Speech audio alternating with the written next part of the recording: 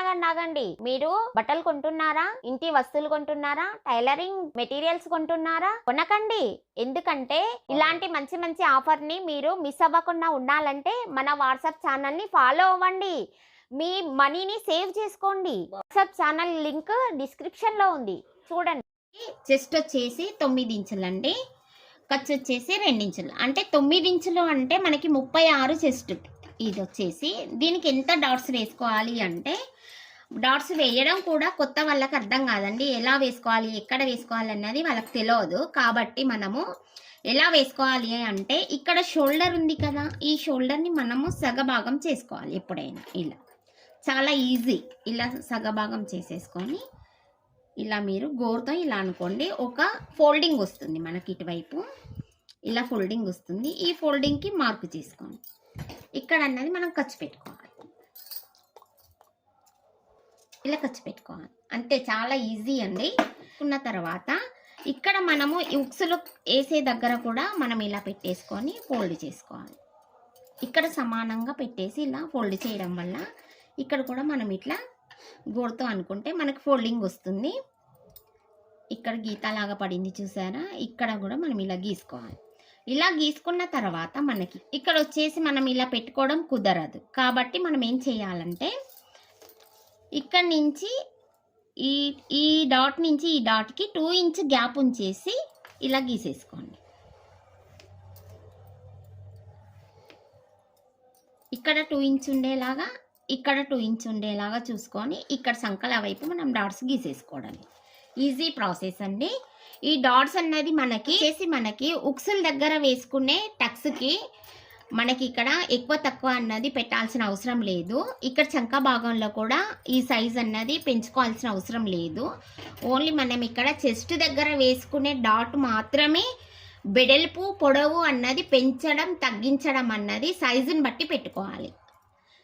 ఇలా ఇప్పుడు మనకి ఇక్కడ 9 ఇంచుల చెస్ట్ కొలత కాబట్టి మనం ఇక్కడ 2 ఇంచులు పొడవు తీసుకోవాలి. మనకి అడ్డం వచ్చేసి 1 ఇంచ్ తీసుకోవాలండి.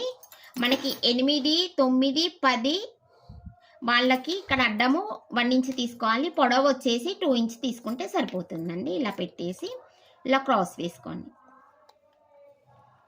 ఇలా క్రాస్ వేసేసుకొని ఇలా కుట్టు వేసుకోవాలి. ఇలా కుట్టు వేసుకున్న తర్వాత ఇప్పుడు మనకి మళ్ళీ 11, 12 సైజు వాళ్ళకి, చెస్ట్ 11, 12 ఉన్న వాళ్ళకి ఇక్కడ 1.5 తీసుకోవాలి.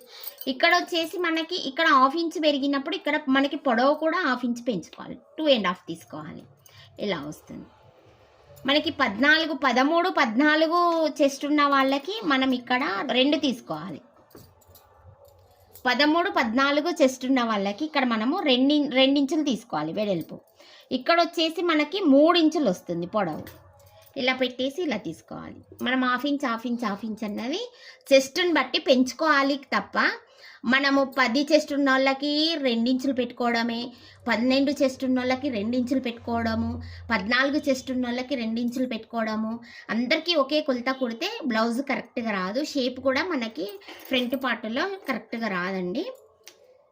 ఇదండి మనకి కొత్తగా టైలరింగ్ నేర్చుకునే వాళ్ళకి ఈ టక్స్ వేయడం అన్నది చాలా ఇంపార్టెంట్. ఇది ఒకటి మీరు ఈజీగా నేర్చుకోవచ్చు.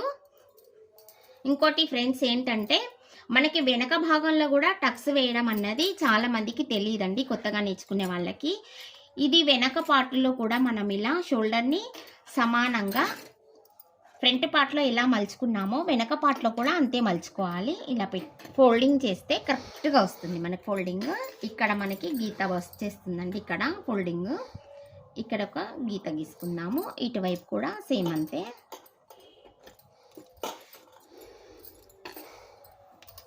ఇవి ఎంత పెట్టుకోవాలి అంటే, మనకి నెక్ సైజుగా పెట్టుకోవాలి. ఇది చెస్ట్ సైజుగా పెట్టుకోవద్దు.